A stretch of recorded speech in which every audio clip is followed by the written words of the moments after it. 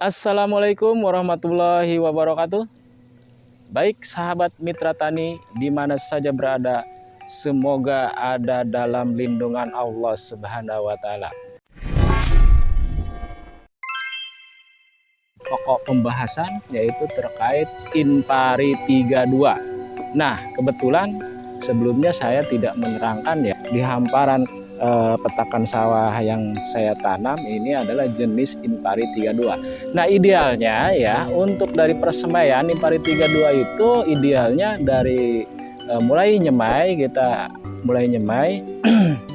Jadi kita mau aplikasikan ke petakan atau mulai tanam itu di antara usia 15 sampai 18 itu usia produktif ya, jumlah anakannya ya atau perkembangbiakannya. Nah, setelah misalkan kita aplikasikan 15 antara 18 hari ke petakan sawah, jadi di sawah itu, di petakan itu sebelumnya sudah diaplikasikan yaitu pupuk dasar menggunakan SP36 atau fosfat ya atau TSP ya. Jadi sebelum tanam sudah tersedia yaitu pupuk dasar. Nah, untuk itu setelah 5 hari setelah tanam baru diaplikasikan urea ya. Urea jadi untuk merangsang masa pertumbuhan. Nah, untuk video yang telah kita buat di sana saya mengaplikasikan bahwa pemupukan disertai dengan menggunakan yaitu racun. Jadi sebetulnya racun tersebut yang kemarin saya aplikasikan itu adalah untuk mengendalikan gulma. Nah, jadi tahap yang sekarang ini ya saya menggunakan gasrok itu sebetulnya untuk menyiangi atau gulma atau membersihkan gulma-gulma yang ada pada tanaman padi. Jadi melainkan walaupun tidak ada gulma, jadi digasrok itu perlu digasrok. Karena kan apa? Jadi fungsinya ketika misalkan di antara terowongan-terowongan padi, celah-celah padi ketika digasrok kan itu lumpurnya menjadi terbalik dan pupuk-pupuk yang ada itu sehingga merata, bahkan ada gulma-gulma yang masih ada gitu kan itu bisa mati ya. Jadi mati oleh gasrok tersebut. Nah, untuk itu teman-teman, kenapa harus digasrok atau digosrok ya?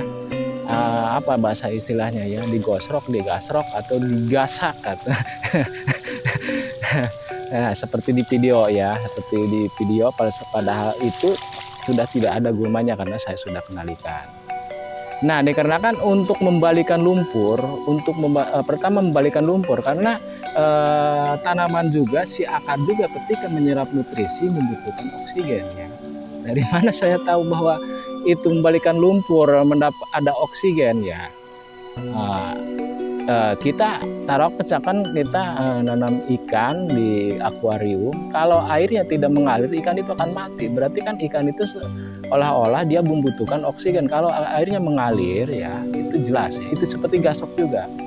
Jadi berbeda berdasarkan pengalaman yang pernah saya lakukan, itu berbeda hasil-hasil daripada gosrok atau digasrok kepada percepatan pertumbuhan tanaman padi pada masa vegetatif berbeda. Jadi cepat perkembangbiakannya baik dari jumlah rumpun atau jumlah tunas, baik dari pembesaran pada bagian batang tunas itu berbeda ya.